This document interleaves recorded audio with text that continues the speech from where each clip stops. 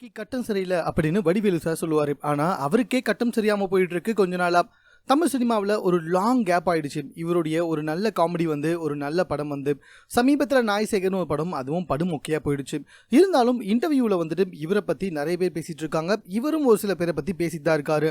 இதில் இவர் கூட முந்தைய காலத்தில் நடித்த நடிகர்கள் எல்லாருமே வடிவேலு ரொம்ப மோசமானவர், கூட இருக்க காமெடியன்ஸை வளர விட மாட்டார், எப்போவுமே வந்துட்டு குறை சொல்லிக்கிட்டே இருப்பார், அவரு தான் வந்துட்டு மெயினாக இருக்கணும்னு நினைப்பார், எங்களுக்கு சம்பளம் கூட அதிகமாக வர விட மாட்டார் அப்படின்ற மாதிரி நிறைய வடிவேலுவை பற்றி பொய் புகார்களோ இல்லை புகார்களோ கொடுத்துக்கிட்டே தான் இருந்துட்டு இருக்காங்க.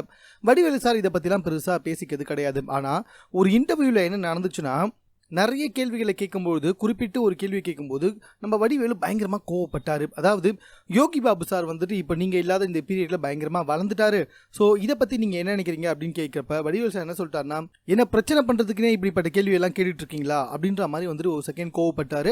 அது மட்டும் இல்லை, அந்த கேள்விக்கு அவர் பதில் சொல்லவே இல்லை. சக காமெடியனை பற்றி ஒரு கேள்வி கேட்குறப்ப பரவாயில்ல ரொம்ப சீக்கிரமே தம்பி வளர்ந்துட்டாப்ல அப்படின்னு சொல்லலாம், இல்லை அவருக்கு ஒன்றும் பெருசாக காமெடிலாம் தெரியல அப்படின்னு ஓப்பனாகவே டேரெக்டாக சொல்லலாம்.